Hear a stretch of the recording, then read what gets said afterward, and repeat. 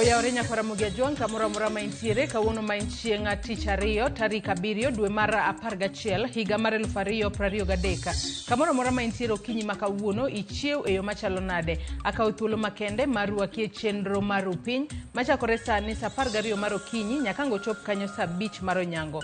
Bed kodwa nyaka giko. Nyinga Joyce Odur. Oyawre Ramogi Juang kamoro ma intiere jogo mantiere gwenge ma Semerata, jogo mantiere Reru, jogo mantiere Yogo e kaunti ma Siaya, jogo mantiere alwora mago mayenga. Ramogi Juang oyawre kamoro ma untiere machiegni chenro ma kawuono mar upiny kod mano mar mbaka oromo. Nyinga Cleophas Oloch jaki sumo kanya kwar mokiewo nyaka sango. Ramogi Juang mana kapile piny karuto rugi mage koth otimo newa e kor gwenge mopogore opogore. Buore Nairobi ka bende pod odhi nyime gi chwe nyaka sani ma bende koro walosene akeni gweng' mintiere ochiew nade. Bed kodwa nyaka giko mana kapile. Nyinga Sharon Ong'aw. Kawuono wuotho oko nikech aneno ka Cleophas gi Joyce dhi e wuoth gene Valentine girwako rakwaro. What is Valentine doing? Give me a memo. To kata kamano. Pejeni, what is Valentine doing in November? Kode kanyo uneno maber. Ngendo kodhi kumoro. Kiny nwa mi memo. Kiny koro kikinind chon, yud membo chon imany law iket tenge. Koro kichiw gokinyi tirwakre roka piyo piyo tichopo kata kamani chiw nade. Ana chiw maber, achiw kaile mana ni kothe ma miya to matin. Nikech kodhe ni koro oda bedo mathuth, oda bedo mang'eny. Kata kamano iwacho ni ywak to ma en mana juma mokwongo. Owada. Kodhe ni oda bedo mang'eny ahinya. Buore Nairobi kata na oula mantiere ndara kana biro tich okinyi ma kawuono. Akani gwenge ma kalu. In no mori. Ando goya gokinye wafanya penjo mori nikech an buore Nairobi kata koth konya onge gi puodho mapuro. Kata koth to ber ka chwe kalore ne bing'eni kinde ma okalo chien ka koth pok nochako. Piny ne liet. Koro akia ni jo Kenya dwaro ang'o.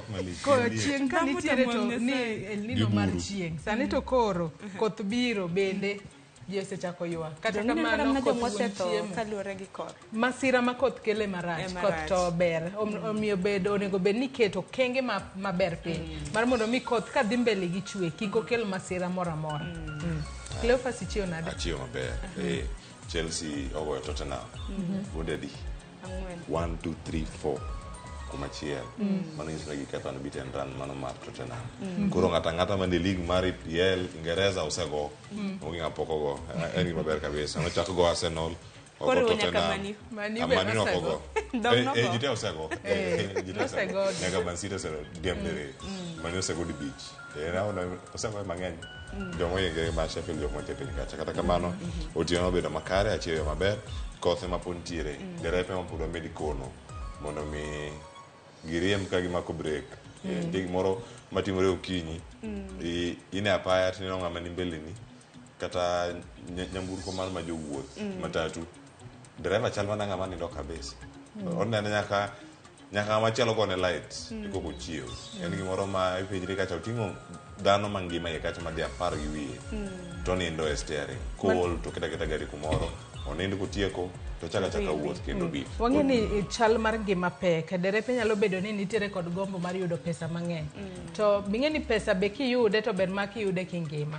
Mar mondo mi kiyude kingima titi kode yo makare, oger ngima ne yo makare. Sani wang'eni wacho nyasi mar sikuku, wuodhe thoth. Derepe moko dwaro ni oringa wuodhe maboyo, wati kata ranyisi owuok Nairobi ka odhi Kisumu, kendo dwaro noduogi. To wang'eni wuodhno bor ahinya. Mage mamiyo derepe moko chopo kata buore Nairobi ka kool, gidwa nindo. Koro giket gombo tenge, giket ngima mbele. Ng'eni ngima ema duong'. Okanga luong nyingi to nitiere nyamburko moro ka. Wuok Nairobi nyaka Kisumu kuom seche 4. En Nakuru cha ong'weyo ga ng'weya. Seche 2 Nakuru. Dong nyamburko matindo tindo ka. Kata amba ng'eyoge. En moro kama kido moro mar Noah. To giringo ng'wech jopo Kisumu kendo kone duogo Nairobi godhiambo. Mano ng'ata achiel. Seche marom kamago. Dhano ting'o kacha to be kitemo badhogi. Ini minya lori Limuru. Koro wachane watho thadich. Anto lora thadich to ka tho inde thadich. To pesa ni pok duok ni to wil. To dongero weya ka ngima dhano ka tho to koro dhi solna gi pesa na mana changon. Kok mana Kenya Ramogi Juang ni chiyo na dokinyi makawuono. Omiyo na line up mapiyo piyo bang' ma adhi bedo ka kelo ni weche manyien ibed gi ng'ango matimore e gazede okinyi makawuono. Cleophas gi Joyce. Dibed ni chieng' tarik 14 wang'eni lando mafuta nengo manyien ma bende biro bedo kata e dwe achiel mabiro. Mafuta dhi chopo 300 koso? Nyalo chopo ero jatend migawo mochung'ne wechego mag modhi e pacho kae. Davis Cheche noselieko Aya, koro idhi nyiewe lita 300. Koro akia ni jo Kenya biro bedo ka chomo nade, to magi duto iseyo ni lweny matimore Israel gi Hamas ema koro ponono ketho uchumi ma pacho kae. To bing'eni magi duto timore, aneno ka Gaset mano ma Daily Nation ondiko ni piny libamba ma Tanzania to duoko piny nengo mar mauta kata nengo mag modhi e dweni mar 11.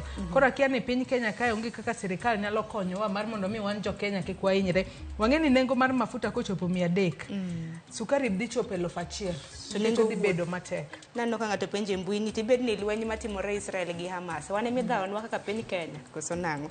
Momiyo ni mauta siko medore.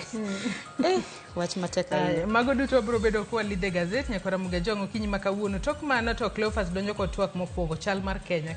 Abang'aranga ka weche mag Daviso wacho kaji. Daviso chiro wacho kaji. Angantie ka kod jaod bura kod janon weche mag siasa. Warangi ane kendo wapenjre. En ang'o ma sirkal nyalo timo. To bende koro inyalo ketne sirkal ni makoro nigi gini. Jaod bura madhi bedo kar kae gin achiel kuom jogo manogoyo yes. Mondo mi ka en meto mar usuru omede ero nyaka sani. Ojo mar usuru mar mauta cha nomede diriyo. Nowuok 8 mochopo 16 kama nitiere kar kacha. Tiende nang'o ka wantiere kar ka. Koro kwan go duto ang'o ang'iny koro Ramogi jwang bende waduoko kanyo warange maber kano chieng' tich ariyo. Waranga yo moro makare ni ka warango chenro mopogore opogore ma sirkal bende keto. Bende gin tiyo makare. Chal mar piny Kenya oting'o nyaka weche gi mag oula mapod dhi nyime. Koth mapek mapod medo chwe gwenge mopogore opogore. Ang'o warang mano kachiel koda kama moko mapod nitiere momiyo pek weche manyien ma bende chano dikelo kono gokinyi mondo wabed ne kod ng'eyo. Mano ka dhi penjo nyakora Ramogi jwang bende penjo go e mbui to giduoko wago tene kod twak mondo gokono korango chal mar piny Kenya. Koro Ramogi jwang kawuono bende chieng' tich ariyo bang' chenro makamano orako chako bende jogo ma dang'ado luya ka gi ka mano kidieny modhi bedo godo saa 2 nyaka saa 3 mondo mi wanene kaka wanyalo bedo kod ngima makare. Ramogi TV kawacho ni ngima en mwandu. Kaeto bang'e chenro mar mbako romo chako kanyo ka Joyce Odur kelo ni chal mar fwambo to Sharon Ong'aw donjo kod twak ma kawuono wadhi bedo ka wabage kor gwengewa kaunti ma Homa Bay, kaunti ma Kisumu mondo mabeda ne kod ng'eyo ni gin gik mage matimore kotenore kod koth mapek mamedo goyo gwengewa. Ber mar mondo mi watwake kotenore kod okang' makamano ikruok ma bende counties na nitiere godo rem na nitiere kanyo nikech nyaka sani waneno ka oula osebedo kuom ranyisi anawuok e kaunti ma Homa Bay neno wahambla kaka koth pio ula thago jogwenga. Kora kene ikruok ma counties nitiere godo, county ma Kisumu, county ma Siaya, kanyakla kod county mano ma Migori. Duto te wabro bedo kwa twake. Ingeni wuok Homa Bay to nitie kama iwuoke Karachuonyo. Karachuonyo kanyo nitie sigana ma Ali Abicho timo no odiochieng' manyoro. Kendo gima nitiere kar kanyo wach mantiere ni jodak kata jogo mantiere gwengego bende koro giyuak matek ahinya kotenore kod lokruok mano mar kor lwasi ahinya koth mapek mapod medo wuok kar kanyo. Gino mabende ne Ali Abicho ndiko otimo odiochieng' manyoro ne otenore kod kaka pi kata oula omuonyo gwenge moko ma Karachuonyo. Iwacho ni kama gintiere kacha giheo kata gwenge madhi 100 gi wi mano kama gintie wambla be kirango moyo Sharon goesi mudala an kanjira kuma dake ipenja ne ka gintie sawa yor kon kanjira to kuma wadake mane gima tie kanyo jodak ni makare en mana ni koro gwenge mutenre nikech Karachuonyo ng'eni duong' ana wuok Karachuonyo west nitiere Karachuonyo east gi mamoko. Sharon gaga sim nikech miere miwacho kagi iwacho ni pio ula osedaro ji moyo 500 mago miechgi Karachuonyo. Sigana ng'eno wantie kode kauno ka ang'o wije kale bicho kele. Yaani moro madhi mako dhogi jaod bura bende jod bura mopogore opogore mawuok e Homa Bay County oseloso kotenore kod gini. Gin gik mag minyarang. Kata be poko winjo duonde. Inya gochna ne bang' ma be samoro en be samoro pi. Apo tema nena ko boma ko Simba. En aora mamuoch to. Ide budho gochne jo ahambla. Esa ni be weche thoth wang'eyo ni jowa modak gidak e yo machalo nade bende kik warangi mane TV ka en yuak. Ing'eni Cleophas bodak ka puothe Kisumu. Kik wi nitie bridge moro mantie ga ulalo mantie tide laucha. Kisumu ang'eni mana to kot kanyo nitiere wegwa. Mano river wegwa. to Joyce bende mana malo kacha wan kumwadake waneno mana ka pi ochopo kacha but okokal got kobiro mano e gima konyowa kata kamano wan gi jowa modak e gwenge maka puothe Kisumu pi thoro ga hinyogi wageno ni wang'ni giyudo thuolo kata kinde ma sikunde gi olor piny ma KCPE oserumo sikunde moko ginyalo tiyo kod sikunde go kuonde gi mag jot madun to koro penjo maduong' en ni kata ka en koth machwe kod auka sikunde go bende nigi arita makare ma kata ka auka biro gima notimore Awasi Onjiko Ward cha ok done kanuore kendo manyano ni tado wal polo goyo gik moko opogore ritruok e kinde makare e yo makare e kinde gi makoth bende medo chwe ng'eni gweng gi thoth kata kaunti ma Siaya wuo kod jafwambo maro mano Keri Mulindi okona kanyo ni nyoro kane mama Aida Odinga ne nitie nyasi mano mar jiwo nyamrero e kaunti ma Siaya kod James Orengo koth mapek no chako chwe kendo oro chenro magi mag tudruok ma gidhi gidonjo kumoro kende kwa gidhi nyime kod chenro go duto kora penjo ni gino mako counties wa duto kata ochen waneno River Nyando bendo chodhi kamwomo komwomo gana dhi chomo kar kanye nitie jogo mano kono kanyo mokwongo ni El Nino nitie gidar ne gidhi kuonde moting'ore jatend piny Kenya biro wuok wacho ni gini onge gidok koro kodoka ne bang' juma achiel ero koro El Nino biro wacho ni ji osebedo kok winj singo kata paro ma jatend piny Kenya nitie go manyaka koth bende koro chaye wach moro malit ahinya Joyce to nyiero kok manya koro ngejwang yoronwa otela imago magote machuoka rede ka uchiel nono mbui mar Facebook, YouTube, Citizen Digital mana ka pile iyudowa achiel kachiel tudri koda mbui maga iyuda @Sharon Ong'aw nyakora mgejwang an bende nyalo tudri koda Facebook page mara iyuda Joyce Odur mbui mara mar X ibiro yuda Joyce Odur _ nyakora mgejwang tudri koda mbui go duto Facebook, X kod mano ma Twitter kod TikTok Cleophas Oluoch arwaki ni machiegni nikech ma Nonro piny mokwongo hoithund weche. And I read an article in the Financial Times the other day because of the Hamas and Israeli war that the international prices could go up to $150.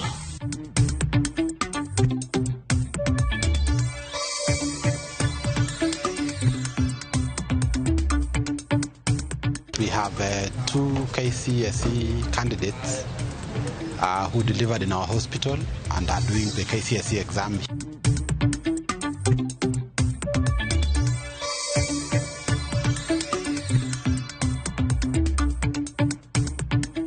Although there are some parts of the country that started receiving rainfall in September, and we were keen to inform the public that in those places, especially Western Kenya, it will be a continuation.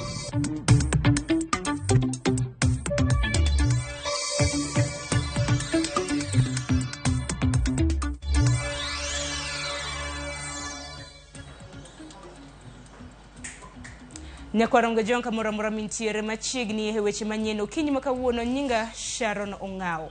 Kwachaka ni kwani ji mosewito ngimagi bang' masira mar ndara manotimore gweng' Mangata Manisalgaya Pem Nakuru kochomo Eldoret ochopo ji 11.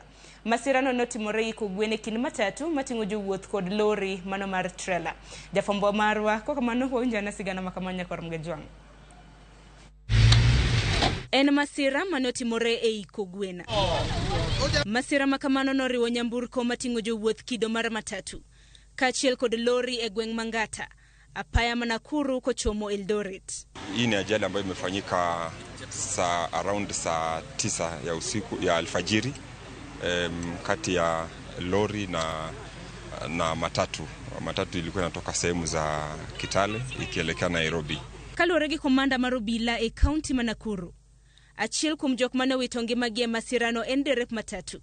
Ka dereva mar lori ne otony ma oringo, masirano weyo ka ji 11 owito ngimagi. Dereva wa lori wakati ajali ilifanyika aliweza kutoweka mpaka saa hizi hatujampata. Katika wale walioaga dunia mmoja wao ni dereva wa hiyo matatu shuttle. Pia ndio mmoja ambaye ameweza kuaga dunia kwa jina la Mutenda. Joneno wacho ni apaya masalga kochomo Nakuru jathoro yudo masira kinde ka kinde. Kwayo margi en ne piny owacho mondo loso kenge ma ibiro tiek godo medruok mar masira. Ok wanyal bedo ka jumbe ariyo kok wanong'o accident. Koro wakwayo sirkal mondo obed machiegni mondo gibi girangane yore minyalo gol godo masira mar apaya mane area makar kaini. seche tewa winjo gani accident otimore ngata bridge salga en kamoro achiel ne maseche gitimore te sani koro ji owito ngimagi kama pek kirango chien kanyo iribono ka gari man kanyo no driver pok ogol kata mama moro pod ni kanyo gi nyathi gin ji mang'eny mosewito ngimagi to en gima ber ka pile kwa chio to wachio ni ji owito ngimagi kama ng'eny. Tunasema kwamba kuna barabara ambayo inatengenezwa kuexpand barabara hapa Ngata, na ningeomba kwamba isiwe ikawa tu Ngata peke yake ambayo inatengenezwa. Tunaomba kwamba hii njia yote kutoka hapa Ngata mpaka pale ishikane na ile ya pale Sachangwan ili iweze kusaidia, kwa sababu kifo ya leo imekuwa uchungu na watu wengi wameanza kufa. Derepe ikwayo mondo beda kicha ahinya to kaluwore gi koth mapek mosebedo ka chwe e kor gwenge mapachoka mondo geng medruok mag masiche e apaya. From the impact where the accident happened, the lorry driver actually moved from his lane to this other lane of the matatu, the opposite lane. So most likely the early morning diesel would have been the cause, but we are yet to ascertain because actually the driver also disappeared immediately after the accident. Koro wakwayo jowa bende matiyo kod apayani ni wang'eni apayani rach sani bende koro koth chwe weche moko bedo magalagala wabeduru kwariembo gari maber to sirikal bende wuogi mondo gimanyi yo minyalo tigo do wach makar kani once and for all. Koro mane madongo kwa serikal mondo wadhi mbele gi weche matimore kamano. Especially wakati kunanyesha, watu ambao wanasafiri usiku tunaomba kwamba wawe waangalifu wakati kunanyesha. Alafu tunaomba kwamba wakati tunatengeneza barabara zetu tuweze kuangalia shoulders ya barabara imekuwa ikileta shida. Mara nyingi labda gari ilikuwa inajaribu kupita, ukitaka kuegemea mahali pengine unakuta kwamba ni mtaro. Tunaomba kwamba shoulders iweze kuangaliliwa sana. Jok mane otonye masirano ne oringodo e od thieth e kaunti ma Nakuru. Ka jok mane othoe masirano to ne oter e kar kano ringre e kaunti no. Survivors have been taken to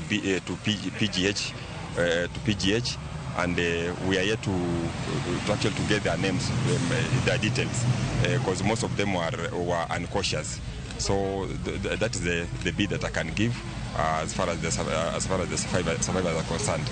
But the dead have been taken to the mortuary. Sharon Ongao, Ramogi TV. Nyakwaram gajwang mano masira mano timre okinyi manyoro musahinya ne anyuola mabende no yudo masira maket kod mano derepe bede urumotang kinde mabende utingo jowuoth kopongre mano bad migamba koro chal mar kor lwasi pachoka owacho ni koth mapek masani chwe e thoth gwenge mapachoka biro medore e dweni. Data chenro mar Kenya Meteorological Department KMT wacho ni koth mapek no kidek dhi mbele nyaka dwe mar achiel higa manyien mano mar higa mar 2024. Oganda okwa mondo omed bedo motang kendo gitem bedo mabor gi aore kuonde ma pi pong'ie kod kuonde ma lowo sienyore mondo gimed bedo mabor gi midhiero mithoro kel gi koth mapek. Wanjano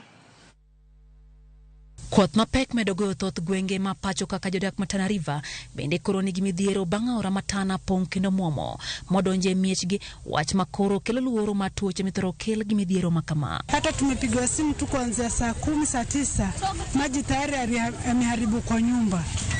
Sasa vitu vingi vimepotea, chakula imeenda. Tunaomba sana serikali wakati huu wasimame na watu wetu kwa sababu mabarabara ni mbaya ili watu wazidi kupata relief, chakula relief na pamoja pia mambo ya madawa. Bede migepe mag piny owacho koro kwa oganda modak e pewe kod kuonde ma pi thoro pong'o mondo mi gidar kendo gidhi kuonde moting'ore gi malo mondo mi kik midhiero mikelo gi koth mapek yudgi. People already know which areas are prone to flooding, which areas are prone to mudslides or landslides, which areas render rivers dangerous.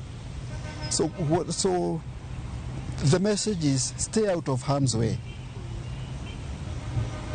Don't wait to reach that point where we have to organize for your evacuation. Jata chenro mar bad migao makoro chal ma kolwasi Dr. David Gikungu owacho ni nonro margi nyiso ni onge ranyisi moro mora ne koth makama biro dok chien nyaka dwe mar achiel higa manyien. In 2023 the heavy rainfall continues and there is clear indication that some parts of the country may experience the extended season into January 2024. Bad migao nowacho ni siem mane gimiyo gande kinde mokalo kik kaw ka gir tugo kendo gineni gitimo ikruok makare ne koth mapek mapod biro medo chwe pacho ka. Our message is take KMD seriously. If there is something you are planning to do that can wait, let it wait so that you can do it late than have a situation where we will be saying these were plans of the late. E gwenge ma Mandera, jodak osechako dar kaluwore gi koth mapek mosekelo lal, ne moko kuomgi kaluwore gi midhiero mikelo gi koth makamano. Naona mtihani kufika kwa mashule itakuwa shida, na vile juzi ilikuwa wakati wa KCPE, pia tunaona kama mtihani italetwa na ndege. Lakini je, watoto watafika shule namna gani? And I'm sure tungekuwa mahali zingine za Kenya sahi hapo kuna serikali angekuja kitambo, lakini sisi hatujui. Tunataka serikali akuja hapa atusaidie. Bad migao makoro chal makolwasi ko Uganda mondo mi obed motange kinde makoth mapek no igeno ni biro medo chwe pachuka. Nyakorom juang report makamano kelno gi jafambo marwa Lydia Okeyo. Kopogre gi manatiri nyake county ma Homa Bay. Moingo Jimia Beach e locations moko adek gwenge makarachuonyi county ma Homa Bay. Osechako dar ka wuok e miech gi bang'o ula mapek monjo gwengego. Kaka jafambo marwa e county ma Homa Bay Manuel Beach lero, puothe eka ma odhuro jamni kachil kod mondo mag jopiny bende pio ula oseyuero kaluwore gi koth madhi nyime chwe e gwenge mag Homa Bay. Koth mapek osebedo ka chwe kor gwenge mopogore kaunti ni ka oganda mathoth bende sani koro dar ka weyo miechgi bang' ka pi oula oseluoro ma oketo diere utegi e kar chung' od bura ma Karachuonyo ma Oingo Jimia Beach e locations moko adek ma gin Kamser Nyakongo, Central Karachuonyo kod mano ma Kogwen Oriang osechako dar ka weyo miechgi ma sani koro pi oula opong'o ma onge kama ginyalo chwe wigi. Sida ma wan go ka pi osechando wacha koro okinyi pok wachamo kata gimoro, pi opong'o nyaka kendo. Kidhi iye kocha nitie mier 20 ma sani jomoko osedar. Kendo kichak idhi loka koni nitie mama moro madar sani. Aya kichak idhi koni nitie mama moro nodar okinyi. An bende dala notimo pi lilo. E alwora mar Kamser Nyakongo, jopiny ma sani koro dar ka weyo miechgi ywak ni pi oula mawuok e aora Ondhedhe osebedo ka daro gi higa ka higa ka mwandugi kaachiel kod cham ma gipidho e puothegi bende oula oseyuero. Ma higa mar 4 ka wasiko wadara kama to onge kony moro amora ma waseyudo nyaka ne pigno chak darowa. Ondhedhe odinore, josiasa ka biro to nyisowa mana ni gidhi ya Ondhedhe to Ondhedhe ok giyaw. Sani gige na odhi gi pi, nyithinda be an gi nyithinda adek na nyuolo nyithinda adek matindo. Abolo gi wi kitanda kuma dwa chamo onge gi nyithindo. Sirikal kata MPs onego yo konywa. Familia go ne kod luoro ne koth madhi nyime kod chwe kor gwenge ma pacho ka biro medo hinyogi ka jotelo mano timo limbe alwora ma kono dwaro mondo migepe mopogore mag sirikal oti kanyakla mar manyo yore mosiko minyalo tiyogo wacho ulano. Gimo gombo kabisa ni county government gi other agencies like Red Cross and Nonro ka gi joma nyalo konyowa owuog oko mondo konywa. Seche mane governor campaign no oyie ni sirikande waket connection mar Ondhedhe kod Ondago mondo pigno dhi nam. Omi wang'e ni sirikande pok wiyo wil gi mano nikech ende CIDP. Mar ariyo, wan gi drenching of River Swamp from Sare nyaka Ondhedhe machop nam entie CIDP. Apisas mawuok e bad migao ma ochung'ne masiche mabiro apoya e sirikand kaunti ma Homa Bay kaachiel kod mano mar Red Cross mane otimo limbe e gwengego eko oyango ikruok ma giseketo mar kedo kod midhiero mikelo kod oula e kaunti ni. Wan kaka jo disaster department wan fully prepared maber kendo wasetimo assessment in all the 40 wards. Makidhi e 40 wards gi to wan gi disaster ward committee mabedo chaired gi ward admin. Kendo waketo gi alert mag gimoro amora matimore gi miyowa information kaka saa dhi. Atamalo 60 mag ji modak ka osebedo affected. Pi odonje utegi, pi odaro jomoko, pi odaro jamni. Wan ka iluongo ni Ondhedhe, area ma Simbi, area ma Kobala, wadhi Nyarut kod areas mag game eka bang'e wabiro compile report moriwo kidienje duto te mondo wang'e ni hinyruok chalo nade to jowa dwaro kony machalo nade. Koth mapek masani kod dhi nyime kod chwe kor gwenge mopogore pacho ka medo kelo chandruok ne jodak e kaunti ma Homa ka anyato magoyo modak kuonde ma oula thoro dare jopiny goyo ko masani koro olo sedare miechgi dwani mondo sirkal omayore mosiko minyalo konygi godo ka migawo mochune masiche mabiro apoya kaunti ma Homa ka to wacho ni gisiketo ikruok makare mar konyo jopiny masani koro pio oula dare miechgi. Ali Abich, Ramogi TV, Homa Bay. Nyakoram Gajuang manodoko wach malit geno maro ni sirikande mago mag gwenge biro bedo ka konyo oganda thothne mabende wuok e counties mabende koth okele midhiero. Kopogore gi mano jatend migawo mar Modhi Davis Chirchir kod nyawadgi mar omenda Profesa Juguna Ndung'u omedo olo koyo kuom jo Kenya bango badgi ni pinyni ochumi tek kendo onyoro piny. Mano piny owacho ka giloso e buch komiti mar twak mochwe kom kod Kalonzo Musyoka kod Kimani Chungwa e kar bago rombe ma Bomas of Kenya. Chirchir olero ni nengo mauta nyalo medre nyaka siling 300 kuom lita achiel kalure kod lweny matimore e kind piny Israel kod mano mar Palestina. Walter Nyambaga olosonwa lipodno.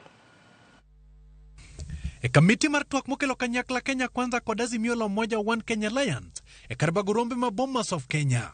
Ka e manad ko keto jatend migawo mar Modhi Davis Chirchir kod nyawadgi mar omenda Profesa Juguna Ndung'u kanyakla kod jagoro mongirore migawo mar Udi Charles Singa tago maliete wi kaka inyalo reso chumi mar Kenya.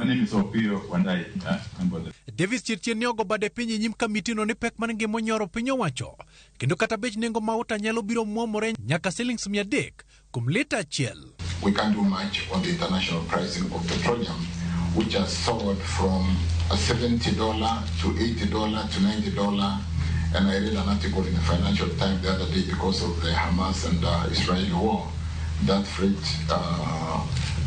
that the international prices could go up to $150. Chirchir omedo ololot kum jo Kenya ne kaluore kod tulo manie piny Israel kod piny Palestina bech mwandu kaka modhi kod maut magin mwandu mochuno chuma pacho ka biro idho ne kech lweny matimore Gaza. And that would literally mean our products going to a high of 300 shillings per liter at the pump. We hope it doesn't get there. So we are almost managing scaling the heights as we chew the gum every day to make sure we do manage this frame. And because I did say, Chair, that these are products which are real drivers of inflation.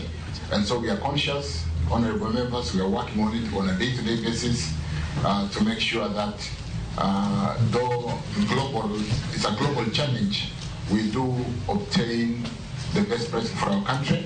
Kamitino Benodio jatend migawo mar omenda ngire Juguna Ndung'u wi chal mar uchumi gino mandung'u ne olero ni jo Kenya nyaka med mana rido kanda e kinde ma Kenya manyo kaka inyal tiek midhiero mag uchumi. Kata kamano olero ni gisani to en mana achiel ma en mar omo mwandu e pinje ma oko. So can we leave this meeting with some practical suggestions or recommendations on what the government is going to do to reduce the cost of living? The corruption of state capture, because that is what actually has bedeviled and gotten our economy to where it is today. Particularly recommend to deal with state capture as a form of corruption. Ours is the inflation that is coming from food and fuel effects, which is transmitted to us because we are importing a lot of food. There's a scarcity value, fuel prices are rising, and of course it's also exacerbated by the nominal exchange rate movements because domestic traded prices will mimic the movements. Jodito mag piny owacho go bende nodok ne sirikal kendo gisiro motegno suru michoko kuom jopiny e kata odoko ni jolony nyim kamitino ne ocholo koyo mondo thul oko suru ma jopiny jurne e kaka ma imodo kuom osach jotich e kaka mano mar gero ute manyasani manengogi ogonyore. Think of interim tax review because you have yourself said you're working on it. And I still don't understand why you are taking more money from people for a concept. 80% of Kenyans, and this is the only thing I'll say on housing, live in their own homes. Have you asked them the kind of housing they need? This issue of housing should actually not divide, but actually should bring people together. Where we ended, the Kenya Kwanza proposed 3% on the levy. We actually ended at where Azimio had proposed, which was 1.5%. Walter Nyambaga, Ramogi TV. Nyakorom ga jong podhi nyime gi weche manyien. En ni obila magokwach kicho makachije moka uchiela maitudo gi ketho mar tiyo kod kuonde tudruok mag mbui temo wuonde jopuonjre ni inyalo kwalnegi penj mochakore mano mar KCSE. Ote mokwach kicho chape mbui margi. Giango ne achija uchiel go gin mago matayo kuonde tudruok kata admin matayo grube mag tudruok yor mbui mano mar Telegram. Kokali tudruok gi bad migao mochung' ne chenro mag tudruok pacho ka CAK. Okwach kicho yudo tudruok makwethno osebedo katimo kokale mbui no mar Telegram. Nonro yango ni grube mag mbui go otingo jonyuol kod jopuonjre makwan gi oktin ne 1193 maduto osebedo katudore gi achudhego yor ikrok ne penj mar KCSE. Achije mosemaki oriwo kodoka Nicholas Kalewa majahigni 23 momiyore gi nying mar Mr. Examiner, Martin Mugusu mong'ere gi nying mar Professor Martinez manyocha tayo group ma iluongo ni Teachers Updates. Mamoko momaki gin bende jopuonjre Faith Wairimu Maina, Bilha Atieno, Prudence Mukami kinda mamoko.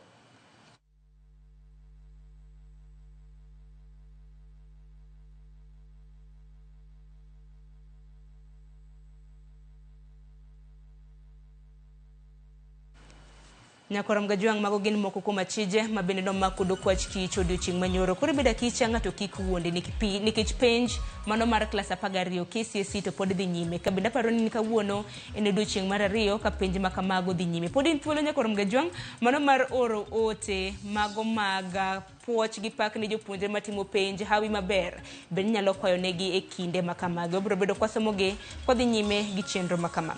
Kokamano dakika en 31 tok sa 12 mar okinyi. Yene mar mondo mialor weche manyien gi kanyo. Kata kamano chenro pod ielach nikech bangma nyawado Joyce Oduora no kosekre yo makare mano mar keloni nonro mar Gaset. Kik dhi mabora.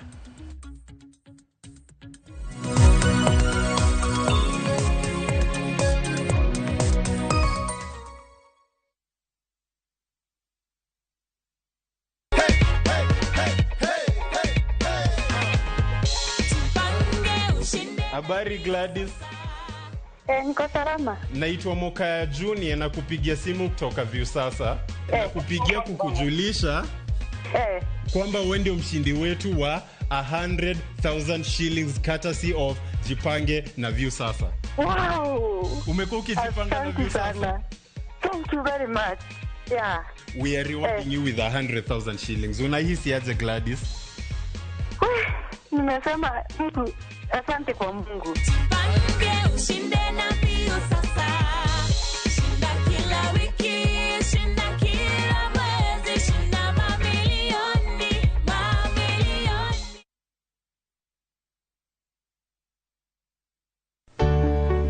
Pur mar maua, pidho jamni, magite gin yore mag pur. Be inyagori kod kute e puodho. Mchele nigi value addition. E pur gi ohala, walimo jopur ma opogore opogore.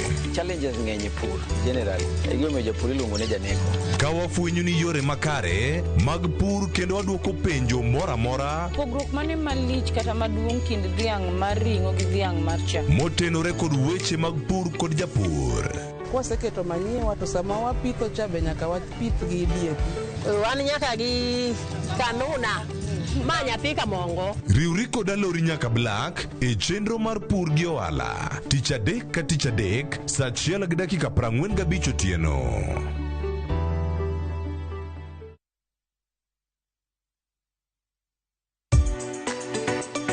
Ik milimili mar dhogi ne wuodh kid chiemo mopogore. Chenro ka chenro dhialo mit chiemo. Chiemo gi nyadhi mopogore. Rabuon ni apidha iluongo ni surambaya. Lony tudore kod kitwa. Ok en mana ewi chiemo. Joluo wacho ga nang'o? Nyako dhiga tedo. Na biro tedo. Ai biro tedo. En hera gi lony moketi e loso chiemo ka chiemo. Sama koro gibage, sama idhi moye, to ni medo ne sukari matin. Sukari miyo konyo gi fermentation. Omiyo, kihero chiemo, in jatedo, kata mana ng'ama ohero tedo. Tudri kodwa tich adek juma ka juma e chenro mar tedo gi chiemo. Gi Jai Lieta, mana e Ramogi TV.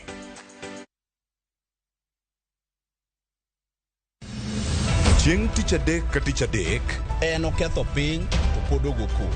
Ji dhinyore te, kanyo kare jopiny. Magi duto yudore mana e Ramogi TV.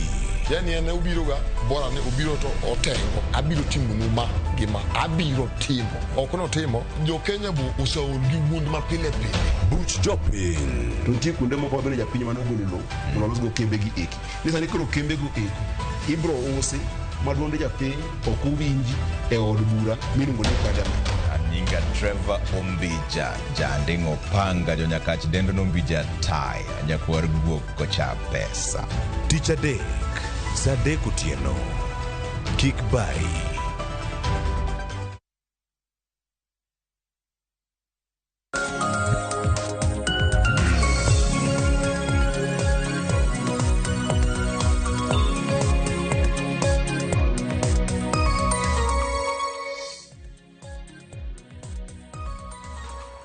Oyawre kendo nyako Ramogi Ajwang' geno no kinyi mari dhi mbele yo makare gi lakseche gi wasedonjo e nonro mar Gaset okinyi makawuono matayi e nonro mar Gaset nyinga Joyce Oduor. Antiere kae kod Sharon Ong'ao osekelo ni weche manyien. Koro wadwa lidho Gaset mar mondo mi wami siso mar ng'eyo gigo mantiere Gaset. Idhi nyiew Gaset momori e kin mano mar Daily Nation kaachiel kod mano mar The Standard.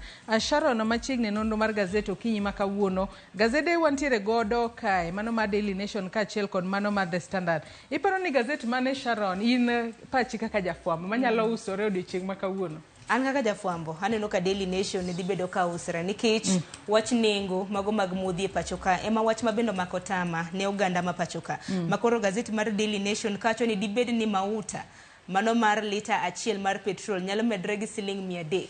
Aparo ni mae Gaset ma oganda nyalo kwanya ahinya nikech Standard thor wach mare chal kaka mar Nation en mana ni iwacho ni twist of words nikech Standard to koro kete mana ni you are on your own nikech wang'ino duche manyoro jatend migawo mochung' ne weche mag omenda mano Njuguna Ndung'u kanyakla gi mano mochung' ne weche mag teko e pachoka Chirchir nochopo e nyim kamiti kata mana nyim od bura maduong' ma pachoka. Daily Nation to kete mana kaka Chirchir nowacho ni kaluwore gi lweny mar Hamas mafuta dhi medre gi siling 300. Bige ni koro Gaset ni mar The Standard to koro oketo ka gima koro sirikal ojwang'o jo Kenya ni koro un kendu. Ma koro en wach ma koro jo Kenya nyaka ne kaka timo kigen ka nengo mar mauta osechopo 300 mano lita ka lita. Kata kamano wang'eyo ni duol magayo bech modhi e pachoka e juma manyien gibiro bedo ka gilando nengo manyien mag modhi. Adwaro wachak kod Gaset mar Daily Nation okinyi makawuono Sharon mana kaka isewacho kaka okete kae nyaka sani koro iwacho ne 300 a liter of petrol on the cards. Maen kaluore ni jatend migawo mar teko Davis Chirchir nyaka sani koro seyo lweny matimore piny Israel kaachiel kod Hamas makoro miyo ni nengo mar giwacho ni kaponono ni lweny makamano dhi mbele to nengo mauta nyalo idho malo. Kata kamano kwang'iyo malo kanyo kaka Gaset mar Daily Nation ondike piny libamba ma Tanzania to oseduoko piny kata chano mar duoko piny nengo mar mauta e dwe ni mar 11. Penjo en ni bing'eni jo Kenya osebedo ka nitiere kod geno nikech wang'eni nengo mar crude oil e piny mangima sani koro odok piny. Gino makoro jo Kenya ne nitiere kod geno ni ponono nengo mar mauta biro dok piny bende. Kata kamano koro geno oseneg te Sharon. Watimre nang'o? Geno osenegi tapani ene ikrok makare maparo ni jatend migawo mochung' ne weche mag teko e pachoka ikowa mano Davis Chirchir. Oikowa nikech wang'eni Epra jalando nengo maket kod magi chieng' tarik 14 mano mar dwe ka dwe. Makoro nyiso ni kowacho ni lweny kodhi nyime e kind Israel gi piny mar Palestina kata mne gwenge go mag Hamas kodhi nyime to nengo biro bedo ka medre. Joyce e kinde thuolo mar juma achiel ok ibi nyisa ni lweny e kind Israel gi Hamas biro bedo korumo. Manyiso ni chieng' tarik 14 inyalo landi lita achiel. En juma manyien Sharon. En juma manyien pare. Inyalo landi ni lita achiel en siling 300. Par ni sani wanyiewo petrol e nengo mar lita achiel e nengo mar siling 217 mano buore Nairobi. Mano dwa medre gi siling 80 gi wiye. Be waikore yo makare? Koso nango mane penjo maduong'. Ang'eni jo Kenya ok oikore nikech wang'eni nengo mar petrol koseidho malo ahinya e pachoka e Sharon. Wach makamana neno komi peke it Gaset mar 4 mano mar Gaset ni mar Daily Nation nengo mag kila kitu biro idho malo nikech wang'eni kembe mathoth tiyo koda mauta ponono e keto tijegi mapile ka pile. Nengo mar wuoth bende dhi idho malo. Wang'eni ko nengo mar mauta oseidho kaponono ni juma manyien mano chieng' tich ariyo juma manyien ka Epra olandalanda kamae ni nengo mar petrol sani koro lita ka lita bro bedo shillings 300 to mane makoro wadwa neno ka nengo kata mar mogo dhi medo idho malo, nengo mar sukari dhi medo idho malo, kaachiel kod nengo mag gik mopogore opogore. Wang'eni jogo ma bende biro winjo pek ahinya gin jogo ma pono thoro tiyo kod mauta mar taya kata kerosene. Wang'eni mano bende dhi medo idho malo. Magi mana weche ma pod idwa mana medo miyo jo Kenya kale ngima matek matamra gi nono. An wach ma bende dina jotendwa dina obayo kata mana e piny Tanzania. Gifwenywa ni nang'o ni piny Tanzania to dwe mar 11 mwantiere ni. Gidhi duoko bende giseduoko nikech ni neighboring Tanzania has reduced. Gin giseduoko piny Kenya to wacho ni lweny mantiere Israel gi Hamas ema dhi miyo gimed nengo. To kara lweny ni ma piny Israel mano mar Hamas. Gin to gikelo chiedh nade ne piny mar Tanzania koso nang'o. Aparo ni en paro mane bende gisomo. Bende kik wiwa wil ni piny Kenya bende wantiere kod teku mano mar golo mo. Di bende ni weche mag mibadhi ma bende emano nyayo gwenge mag Turkana. Inyalo paro Takwel. Nwantiere gi mo mapok ochungi mano crude oil. En ang'o mano timore manyaka sani ok wanyal tero crude oil no odhi ochungunwa uchako duogonwa e pachoka mar mondo mi wayud koda yot makare. Akeni koro chopo kinde ma an gi in Joyce koro wamanyane na piko matiyo gi teko sitima ka. Kata nyamburko matiyo gi teko stima. To ng'eni teko sitima bende nyayo giang'o gi mauta. Matiende ni kata nengo mar nyiewo teko sitima bende biro idho malo. Kochopo kata kuonde michaje, obeda piko, obed nyamburko, ponono nengo bende biro idho malo. Kata kamano wang'eyo ni weche ma kamagi sirikal ok nyal wacha. Gintiere kod mpango mar medo nengo mauta. Ma bende wanyalo wacho ni biro bedo tielo mokwongo e historia mar piny Kenya. Kama wanyiewo mauta lita achiel e shillings 100. Kata kamano Sharon, ang'iso joneno magwa ni walidha. Wach ma kamano nitiere it Gaset marang'wen. Adwani wang'ia ne wach machielo ma bende Gaset ni ma Daily Nation omenyo mbele kanyo. Wach ma kamano mi peke it Gaset mar 2. Kwanyalo mana dhi it Gaset mar 2 mano mar Gaset ni ma Daily Nation. Nyaka sani wang'eyo ni nitiere masira mar apaya ma bende notimore e gwengego mag Ngata e wang' apaya ma Nakuru kochomo Eldoret makoro nomiyo ji 11 owito ngimagi. Sigana ma kamano Sharon nyitimonwa nyoro e weche manyien. Obed mano mar migawo kaachiel kod mano mar oimore. En wach malit ahinya. Derepe koro beda kicha. En wach moro malit nikech odiochieng' manyoro okinyi en masira ma bende notimore kara saa 9 mar okinyi odiochieng' manyoro. Mane kinde matatu mano mating'o jowuoth kanyakla kod lori moro. En wach moro malit nikech ji 11 nowito ngimagi. Mago eko ma bende nowito ngimagi noter e mochari kata mana kar kano ringre mane kaunti ma Nakuru. Moko ma bende noyudo hinyruok Joyce bende noring godo e od thieth. Ne en wach moro malit ma bende nomako wang'a. Kinyalo kata mana neno tipo mantiere item no mar 2. Neno kaka matatu makamano no then head on collision negi tumore rigiri. Neno kaka matatu makamane ma bende no wito ji mathoth nikech kata derep matatu bende no tho e masira makamano. Nyaka sani nonro pod timo ne dereva mano mar lori ma bende notumre gi matatu makamano nikech obilo duche manyoro nacho ni lori makamano dibed ni no via off the road. En manen gi makosa. Dereva mar lori nyaka sani poko yudre. No ndunyo ng'wech molala poyano. Kata kamano jodak e gwengo mangata gisebedo ka gichwalo ywak ni juma achiel okal kama masira mar apaya pok otimore kanyo. Tino ka kondi kanyo ni black spot. Nyaka sani koro jodak makono kwayo sirikal mar mondo mi kawane okang' manyalo konyo e duoko piny masiche mag apaya matimore gwengego mag Ngata. To Sharon wang'e ni sani magi gin kinde ma koth chwe. Nyalo bedo ni ponono koth ne chwe ndara ne kier. Derepe ka riembo to gibeda kicha. Giwere kod ng'we airititi. Ber kichopo kileo tichopo kingima. Kalure ni ngima maduong' kati leo podi nyalo timo gigo ma ne dwa timo kata ko kitimo odiochieng' monego be ni timeno podi nyalo timo odiochieng' machielo. Wanyalo mana medo jiwo derepe matiyo kod apeyni duto mapacho kae obed mag geche mating'o jowuoth kata mag geche mag ji giwegi gibeda akicha ka gitiyo kod apeyni mapacho ka. Adwano dhi wach ma bende omako wang'e it Gaset mar 3 mano mar Gaset ni mar Daily Nation. Okinyi makawuono it Gaset mar 3 kanyo Sharon nitiere jopuonjre ma nitiere skunda primary mano mar Migosi Primary School mayudore kaunti ma Kisumu. Nyaka sani kori wacho ni nyithindo makamago wanyalo wacho ni ne gibedo celebrities out of nowhere kalore mana kod wer moro ma bende ne giwero. Mano wer ma bende iwacho kanyo ni ne giwero wanyalo wacho ni zilizopendwa kata acapella mano wer kanyo kod mbili ya bel. Kata kama nitiere kaka ne giduse momoro wang' ji ahinya. Ingine narado kode tipo makama imbuito na kene giwuok e county mano ma Kisumu skunu primary ma Migosi kata wan an gin wang'e kuma nitiere. Kata kamano poch gi pak nikech wer mana giwer en geno mara ni Joyce se winje na ke Nairobi. Akene na make Nairobi. Wero makamano. Nano kana giwera na romo godo mane mbui mar Facebook poch gi paka. Neno kanyo kotelne gi soloist marge. Ongere kaka Tracy Viola Achieng. Ngini wero makama kana giwero gina giwero mana kaka farewell party hona ne japuonj mabende na wuok e skul no mano mamigosi kata kamano kana giwer ngato no mako tipo margi mabende ochiwo tipo makamane mbui momiyo koro negi trend koro no ka jofwambo bende no manyogi modhi dadog to ken mana trending kende Sharon nitiere nyaka kata migepe mopogore opogore kata riwruoge mopogore opogore ma nyaka sani koro sechako luongo gi mar mondo mi gin bende gi morgi kalure ni gin nyithindo matindo mantiere skul primary to ken no kit kaka ne giwer kanyo ka giduso miel kata gijuso miel nen gino mamoro oganda ahinya poch gi paka achiel kod gi kalure ni wanyalo wacho ni mano were kata talanta ma gintiere godo kendo nyalo miyo koro gichako yudo pesa kokale amany gi chenro mar poko pogore inyalo manyogi ne gwena di county ma Kisumu dewi adwa ni wadhi mbele mana mapiyo piyo wadhi it gazet mar 6 kaachiel kod mano mar 7 mano mar gazet ni ma Daily Nation mano kotudore kod penj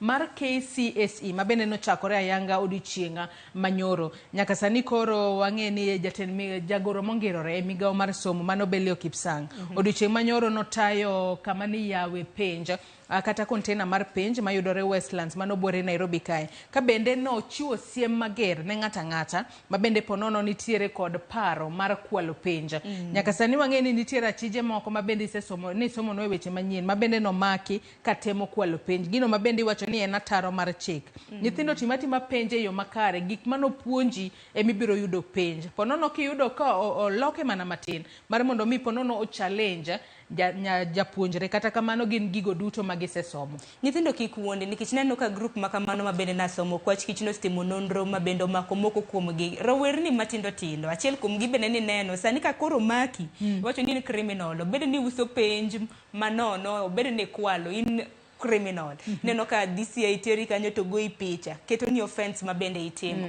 nitiere kaka ikwalo penj mane mbui kata mna iwuondo jonyuola kanyakla kod jopuonje gi penj mabandia mane mbui mar Telegram kendo mbui makamano neno kana somo nitiere gi oganda tara gi gana mabende nitiere kanyo ka iwuondo gi ni iuso ne gi penj to karamana gi moro nono sani osemak gi kawuono ng'eni no odiochieng mar 2 mabende penj makamano dhi nyime e kor gwenge mopogore opogore nyaka sani wang'eni nyithindo madiro 900 gi wiye timo penj maket kod to kata kopogore kod mano Sharon kwaneno kae nitiere gwenge moko wang'eni koth nyaka sani pod imedo chwe gwenge mopogore opogore pacho kae iwacho kae ni kata obedo ni koth makamano medo chwe kalatese mag penj moko no ting kod kalapapla kitero e gwenge mopogore opogore wantiere kod gwenge go mabende kaka gwenge mag North Rift kama bende wang'iyo ni maundu osebedo katimore mang'eny kata kamano kuonde go sani koro arita ojiw e yo makare mar mondo mi nyithindo otim penj e yo makare teno kang makare ahinya ka bende wanyalo wacho ni kawuono en odiochieng mar 2 ma penj timore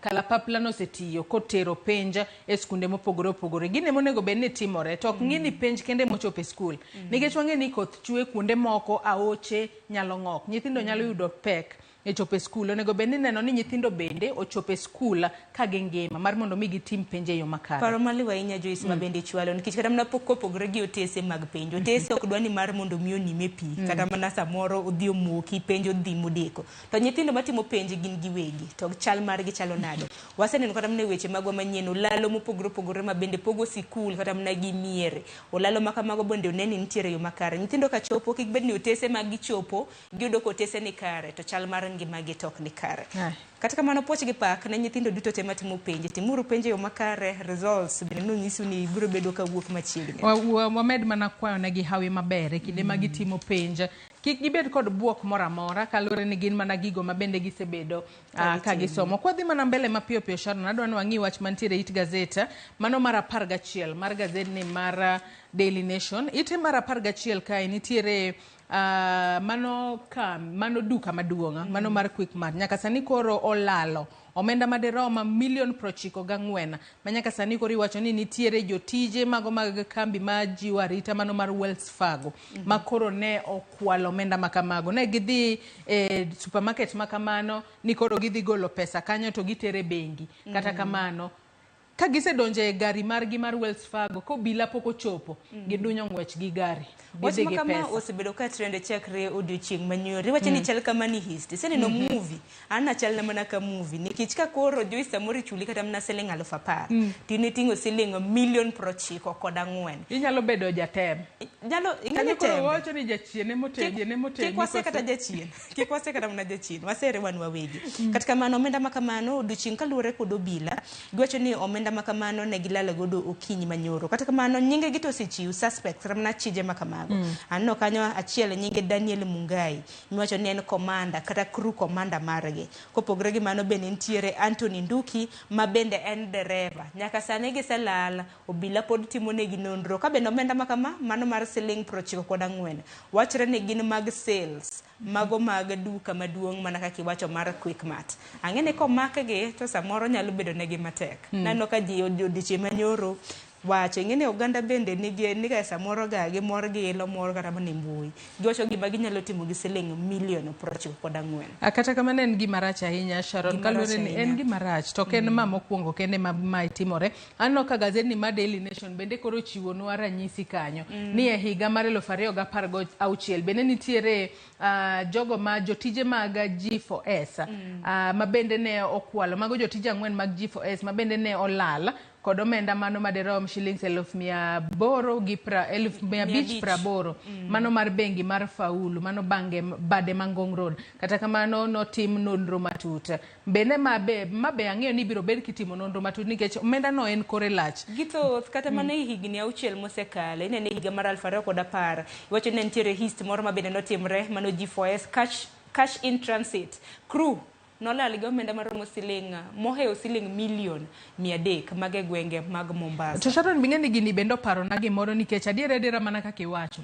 Ok nyal bed ni chuli kata 20,000 kata 10,000 tidwaro itingo $1,900,000 bingeni magi gik maketo ji etem. Ber kichulo ji e yo makare mar mondo mi kata omenda ma ichuli no. Kata bed no tin to ponono nyalo konyi e yo makare kaluore kod budget mari. Mar mondo mi iweri gi gombo mang'eny. Isepenjori ni dina bed ni achiel kuom gi en jaudi. Ng'ene en bendo keto ngimani kama tek miwuoro nikech familia margi bende ichako mana sako kama gintiere nikech nyisa ni bad sirikal bor kata bed ni wuok e pacho ka pod ibro mana maki to ko maki tuoche ma bende ibong'adni en tuoche moro mager nano kanyo ka omenda makamano kana gisekawo nyamburko makamano na giweyo kata na gi abandon e gwenge mar Dafama South Sea bore Nairobi. Adwa no adhi it gazet mar 14 mano mar gazet ni mar Daily Nation wang'eni amin od jatend piny William Ruto mano Rachel Ruto odiochieng' manyoro ne otimo gino ma bende iluongo kanyo ni flagging off mago gige thieth ma bende biro bedo kadhi e counties abiriyo mago counties ma bende iwacho ni gibiro bedo kacha ka gidhi kanyo kaka mobile clinics mar mondo mi gijiw weche mag thieth ahinya to e kinde gi makoth chwe nikech wang'e ni kinde makoth chwe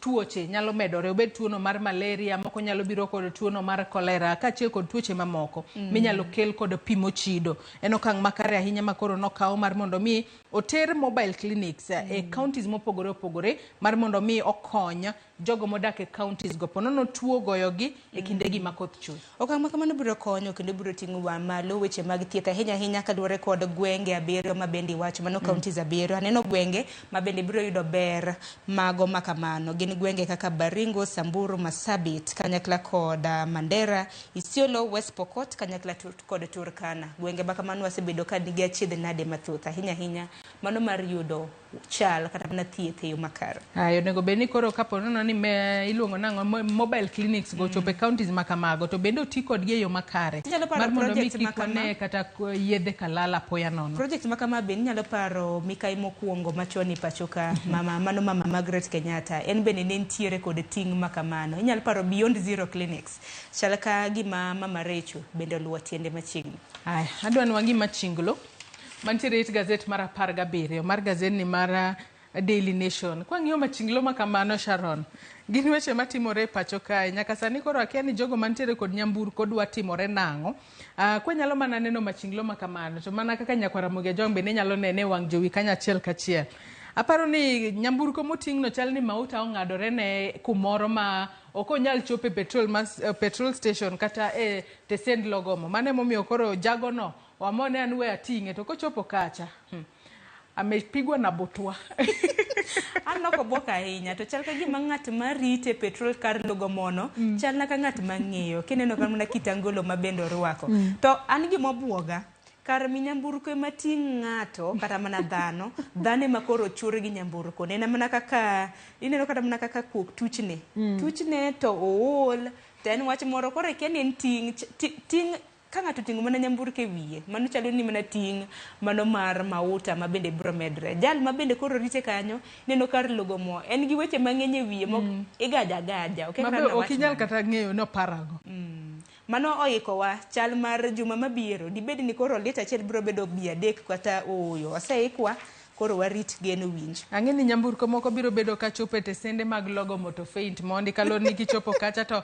koro ikia ni tim nang'o. Mauta buok. Mauta buok, garibe buok popenjone ni to ma koro adhi timo nang'o. Kata kamano ero oseikwa chon koro wabed go e wiwa. Warido kanda mbele pek. Adonwa tie kod wach mantiere it Gaset mogik mar Gasedni ma Daily Nation kapok wang'iane gima The Standard nomiyo pek e Gaset mokwongo. It Gaset mogik gin weche mabende wach kod bad migawo mochung' ne koro chal mar kor lwasi e pacho kae. Nyaka sani koro jatelo mano ka bad migawo ma koro chal mar kor lwasi mano Dr. David Gikungu. Nyaka sani koro wacho ni kidwaro mar mondo mi iwachi ni El Nino onge to tim mana kamano ki in kata kamano gin gisechako wacho ni gin gisebedo ne gisechwalo milome ni koth mar El Nino biro bedo ka chwe pacho kae kata kamano owacho ni dwe ni mar 11 ema biro bedo peak mare kata koth biro bedo mapek ahinya. Owacho ni ne gisechiwo milome ne gichiwe gi dho Ingereza Kingereza kaachiel kod dho Kiswahili mane giwacho maler. Okia kuma jatend piny William Ruto nowuoke gi wach ni El Nino onge. To milome to nochiw nde. Joyce nyalo program na kaka TV mar Ramogi chenro mar openj mar mbako romo. Bende walando ne oganda. Ikre uru. Giwacho ni onge El Nino. Tadier jatend piny bende ng'eni entiere gi jok machiwo ne weche milome mopogore mar mondo mi obi olendi. Akeni kaduore kod jopiny nikech jopiny bende ka nineno kana wacho giwacho ni El Nino nen mar chieng'. Nyaka sani ka nineno bad migawo machung' ne kor lwasi pacho kama Kenya Meteorological Department.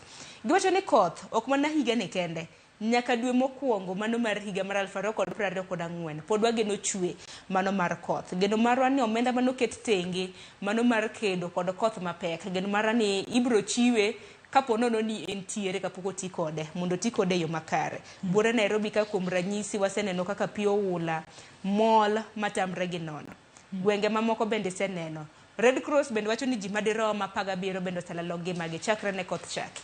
Ilero kanyo makare ahinya jopiny omed mana bedo akicha kalore ni koth osewachi ni biro bedo ka chwe pacho kae kochakore sani nyaka dwe mar 1 higa manyien.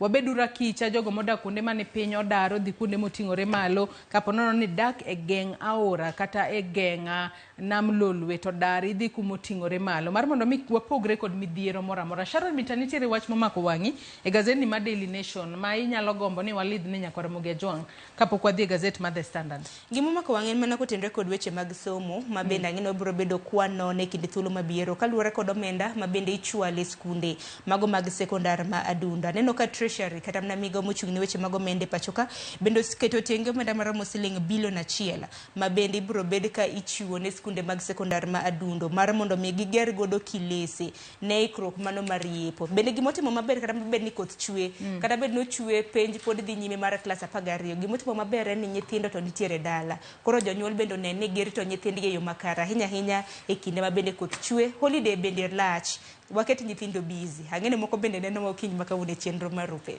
Hai, waket tenge Gaset mar Daily Nation. Wamula ne The Standard mana mapiyo piyo. Gaset mokwongo mano ma The Standard okinyi makawuono nyaka Ramogi Ajwang' ondike kanyo ni you are on your own mana kotudore kod weche mag medruok mag nengo mag modhi manyaka sani jatend migawo mar teko Davis Chirchir wacho ni nengo mar mauta nyalo medore nyaka 300 lita ka lita mano kaluwore kod lweny ma pod dhi nyime e kinda pinyno mar Israel kaachiel kod Hamas. Kata kamano we warita ne wanene ponono fungruok biro bedo kalure ni crude oil bende koro nyaka sani koro osedok piny kata oyo. Wach makamano e waselidho ni nyaka Ramogi Ajwang' e Gazeta mar Daily Nation okinyi makawuono. Adwa nwadhi mana mbele mapiyo Sharon. Wamula ne weche mamoko mabende aneno ka Gasedni mar The Standard omulo maponono Gaset ma Daily Nation ok nomulo. It Gaset mar auchiel mano mar Gaset ne mar The Standard wantiere kanyo koda wanyalo wacho ni en ywaruok e wi lo mabende osebedo kaneno ahinya ne jogo mabende osebedo kodak kuondego mano lo ma nyaka sani koro do nong'ado ni en mar Gershon Kirima mabende en jasiasa mabende nosewito ngimane. Kata kamano nyaka sani koro nitiere ywaruok jogo modak kanyo koro wacho ni ok wanyal dar kae kalore ni wasedak kae kuom higni maderom 40 kata nyaka 50 koro wadar wadhi kanye. Gindo ne giseyiere ni ginyalo bedo piny gi por wach kod anyuola jo Kirima. Kata kamano malingling moko bende sani koro wuok Sharon. Malingling koro wuok nikech puoth Kirima ni mano madirom wachore ni en heka madirom 499.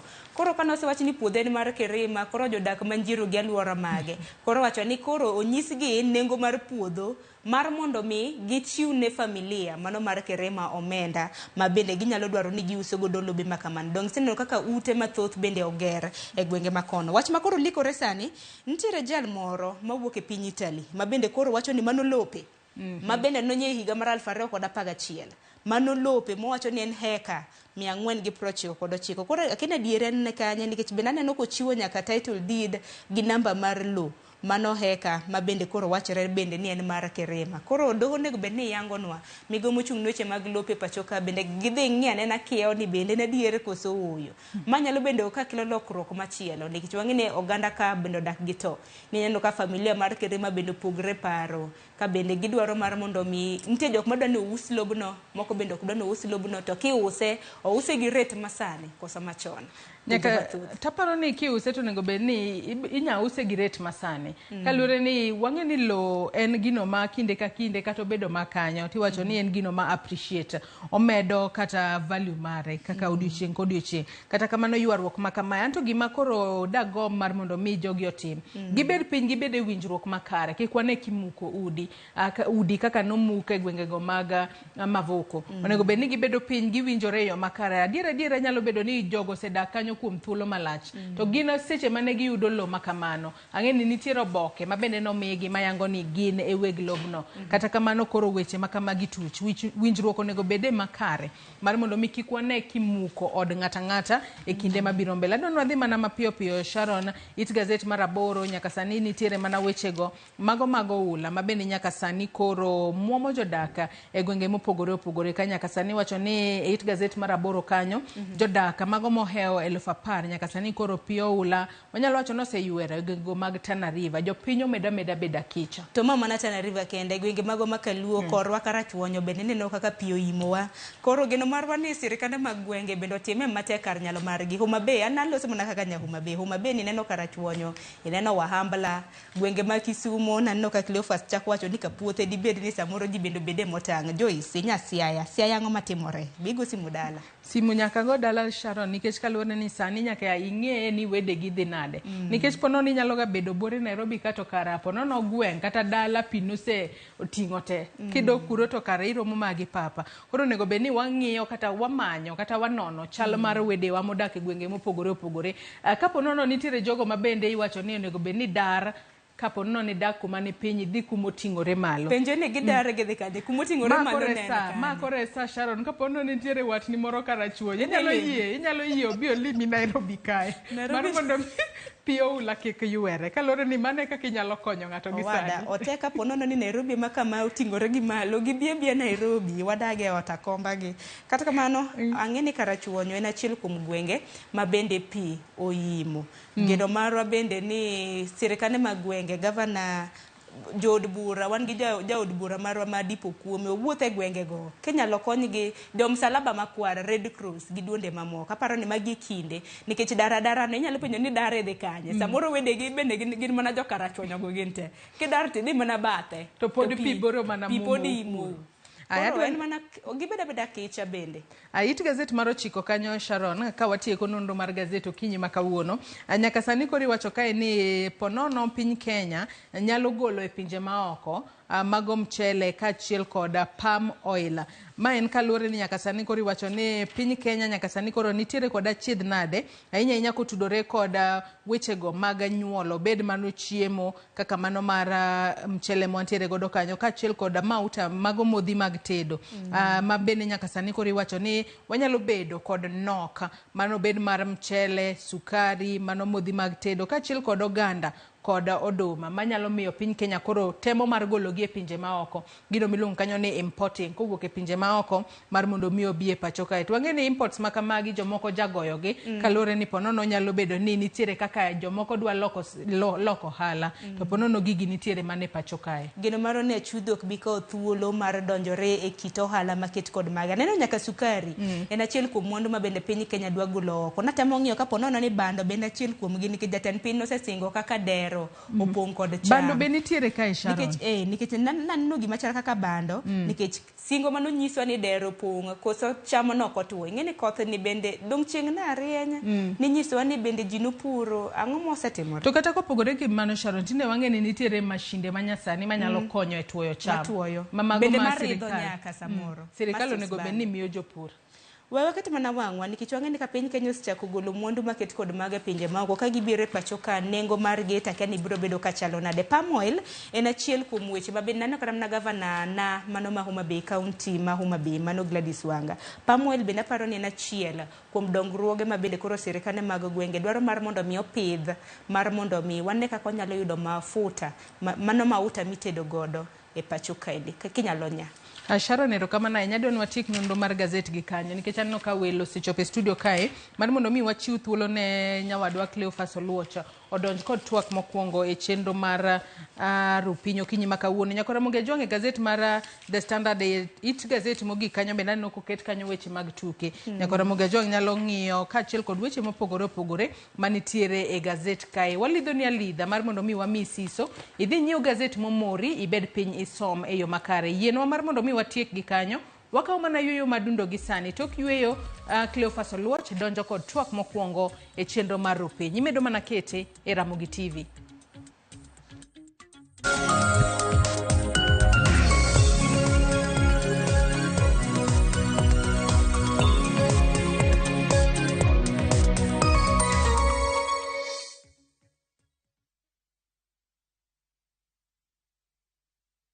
Jipange na View sasa iko hapa sasa. Jishindie maelfu ya pesa kila siku kwa kutazama content kupitia View sasa kwa shilingi 50 pekee. Kuna mshindi wa shilingi 1,100 kila siku, 1,500 kila wiki na mshindi wa grand prize ya shilingi milioni 3 cash money. Kushiriki piga *487*3#. Chagua Jipange na View sasa. Kisha chagua video package ujipatie points na uongeze uwezekano wako wa kushinda mamilioni. Hakuna kudownload au kusubscribe. Unaenda tu nywe. Jipange ushinde mamilioni na View sasa. Mamilioni. Sheria na masharti kutumika. Imeidhinishwa na BCLB number 2978.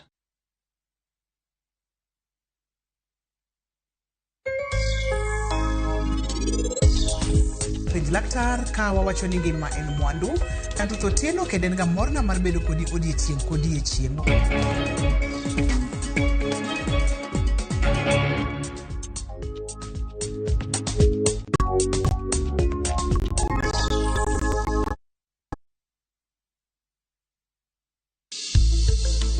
Riwri kodwa kiny e penj laktar. Dr. Aaron Palo mar Equity Afya Kondele kod Kisumu CBD biro riwre kodwa ka opuonjowa e ng'eyo matut kuom tuo mar thyroid mana e penj laktar. Saa 12 odhiambo Tikbai.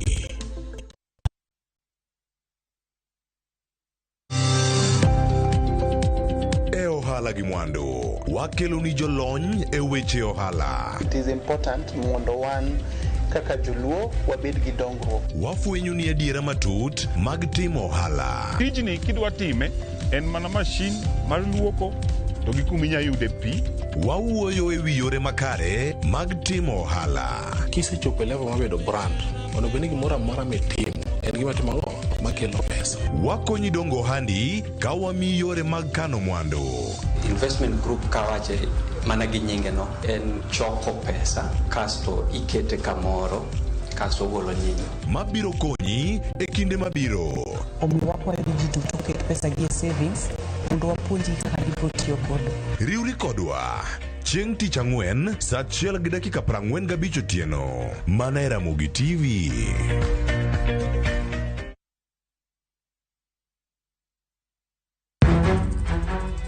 Samoro hera biro gi lit kod kuyo. Akwayi ni mondo ing'wonna. Samoro hera biro kod luoro kata mana mirima.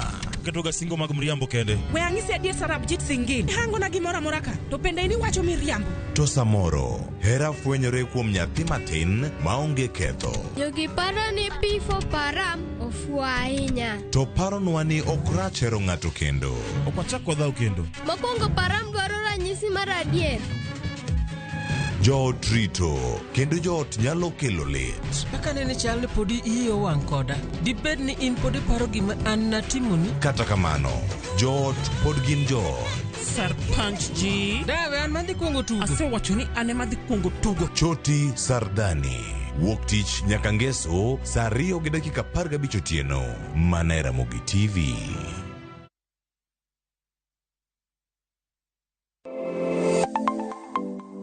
Nyakorom gajuanga ginengo mar ngima mamedo hidho. Bening'e ni pok mari nyalo kelo ni yuto mari. Talent ni no nyaka isweti. Ok ni en talent ni koro irie tiendi ni talent koro biro no. Ng'ato ka ng'ato nitere gi pok mare mana Nyasaye omiye. Iyudo kata mana nyuola kwirni kik idhi nyis ji. To kok inyiso ji ng'ama biro ng'eyo onge. Chieng' tich ang'wen chakre saa 2:30 nyaka saa 3 mar okinyi. Mar mondo mi wami jip makare kalure kod pok mabende intiere godo. Omiyo tudri kod an Sharon Ong'ao. Chieng' tich ang'wen chakre saa 2:30 nyaka saa 3 mar okinyi e TV mar Ramogi. Kwa kilo ni chenro mano mar pok opogore.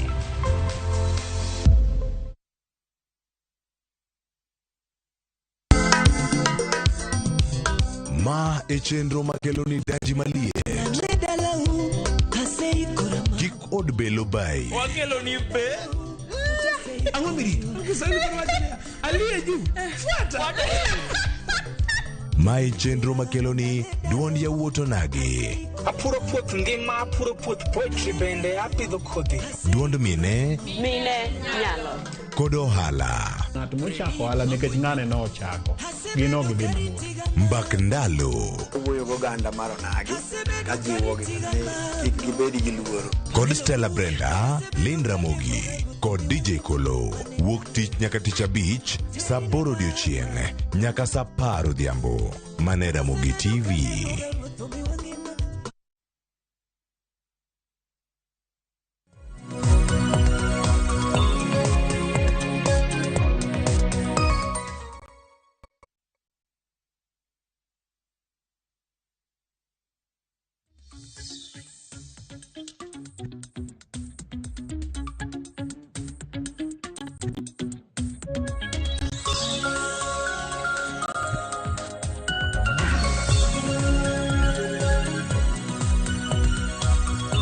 Oyoro nyakura moge juang machiegni okinyi ma kawuono e chenro mar opiny wantiere kar ka mondo akoni ane gik matimore e kor gwenge mopogore opogore kendo wanon gi ane ka warango ni kaka oganda gin gik mage monya bedo gi thuolo mar ng'eyo mosebedo kata ka timore moko bende madhi bedo ka waludo chieng' ma kawuono bedo mi thuolo mar golo pachi e chenro ni mano mar opiny ka okinyi ma kawuono den wachak rango chal mar piny Kenya arwakini machiegni chenro ma kawuono kama wadarango kendo wago tarubine counties wa mopogore opogore to mokwongo kanyo bende ang warango mago matimore e piny Kenya mano mangima ma bende omako oganda jo Kenya duto bed ni wuok e oganda ma joluo ma wuok e oganda ma jogot ma wuok e mar okak jogo ma wuok nyaka north eastern jogo ma wuok ka dho wath nam chumbi ginto gintiere kama chalo nade mano odiochieng' ma kawuono kae to bang'e waridre mos ma wachop nyaka mago ma otenore kod jowa mago mantiere gwenge mopogore opogore ma bende kale midhiero kaachiel koda kamoro mopogore opogore gin gik mage mosebedo kacha ka timore wadaruwa kinyi ma kawuono e chenro mar opiny ka warango chal mar piny Kenya machiegni an nyinga Cleophas Oluoch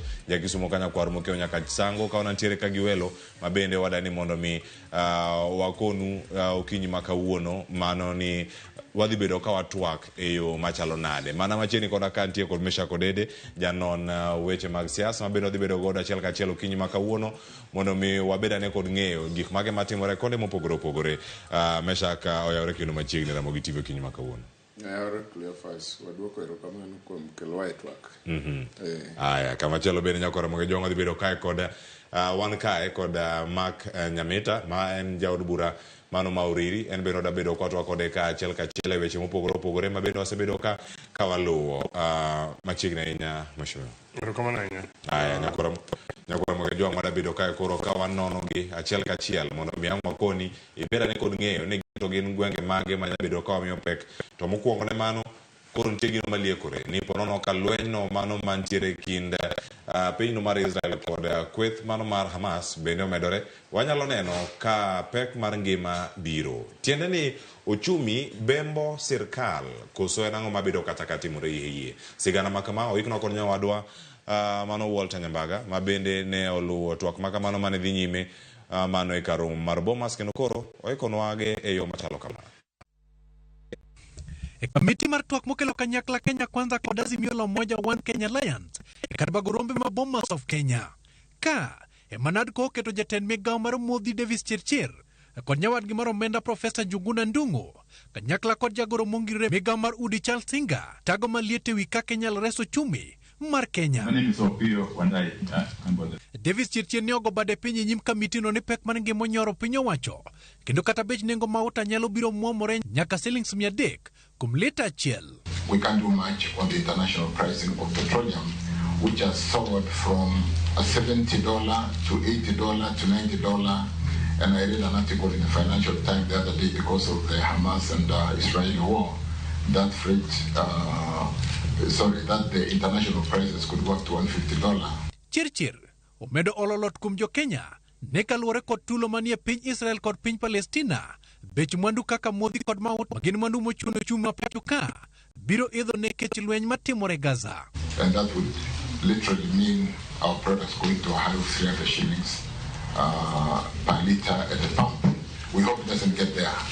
So we are almost managing scaling the heights as we chew the gum every day to make sure we do manage this frame.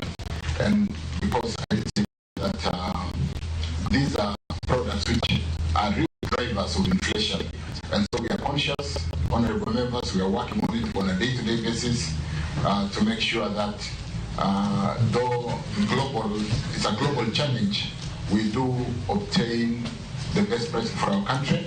Kamitino Benodio jatend migawo mar omenda ngire Njuguna Ndung'u wi chal mar uchumi gino ma Ndung'u ne olero ni jo Kenya nyaka med mana rido kanda kinde ma Kenya manyo kaka inyal tiek midhiero mag uchumi kamano olero negi sani to en mana achiel ma en mar omo mwandu e pinje ma oko. So can we leave this meeting with some practical suggestions or recommendations on what the government is going to do to reduce the cost of living? The corruption of state capture, because that is what actually has bedeviled and gotten our economy to where it is today. Particularly recommend to deal with state capture as a form of corruption. Ours is the inflation that is coming from food and fuel effects, which is transmitted to us because we are importing a lot of food. There's a scarcity value. Fuel prices are rising, and of course, it's also exacerbated by exchange rate movements because domestic trade price will mimic the movements.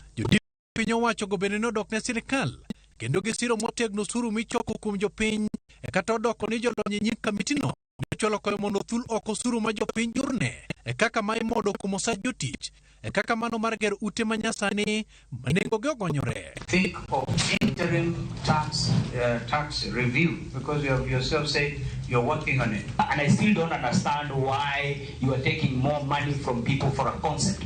80% of Kenyans, and this is the only thing I'll say on housing, live in their own homes. Have you asked them the kind of housing they need?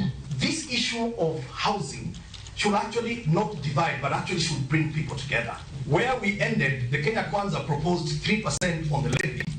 We actually ended at where Azimio had proposed, which was 1.5%. 25%. Walter Nyambaga, Ramogi TV.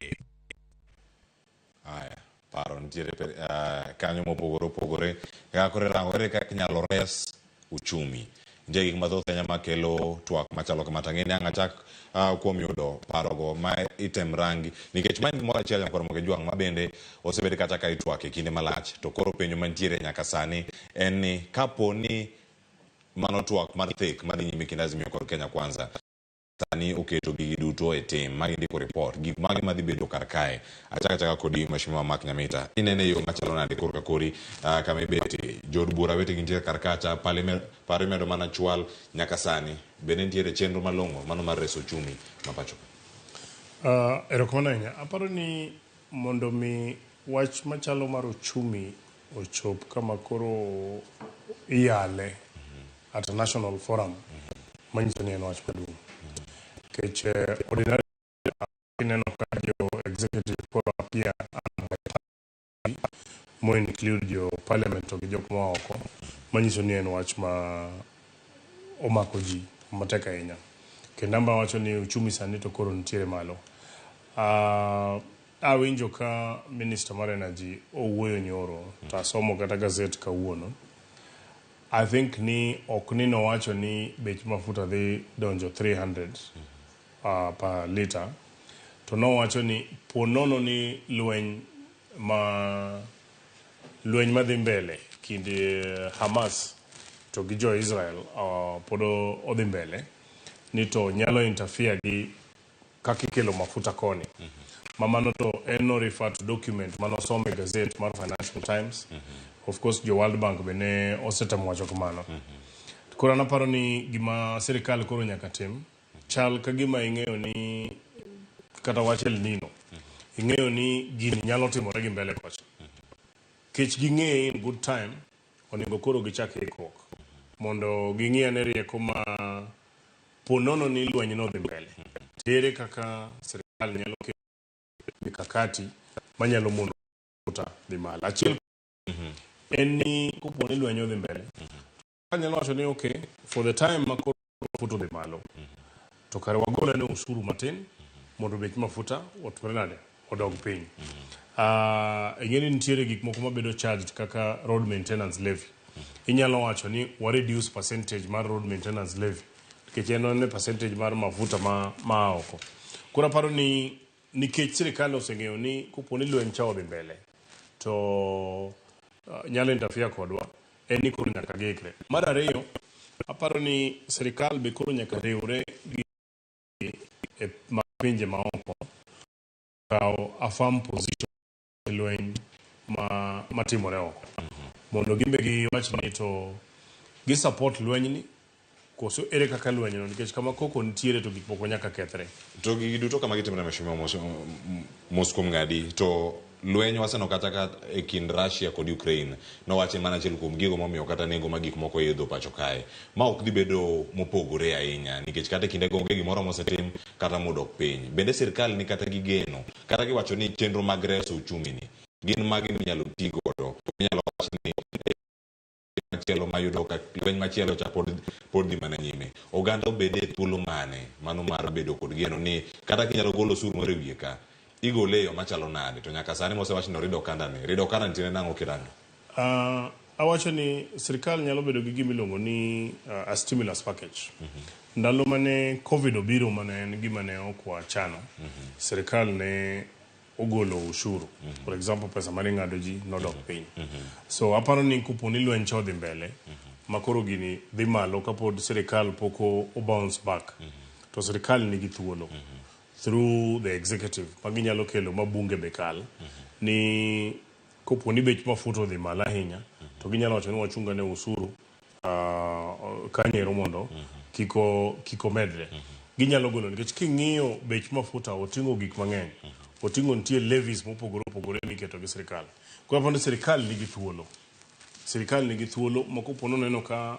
bech gik moko dhi malo to nyalo kelo e bunge kama wantiere mondo wan bende wakal mondo dwok gik moko piny matis nyaka lwencha dog piny mana kaka covid ne odwoka osuru matin kane covid oserumo to sano chako duoke malo. Kamano. Erokamano nyamesha kodede kele twak. En twak mar thek mabende paro dhi kelo resruok ne uchumi kata kose winj gima Davis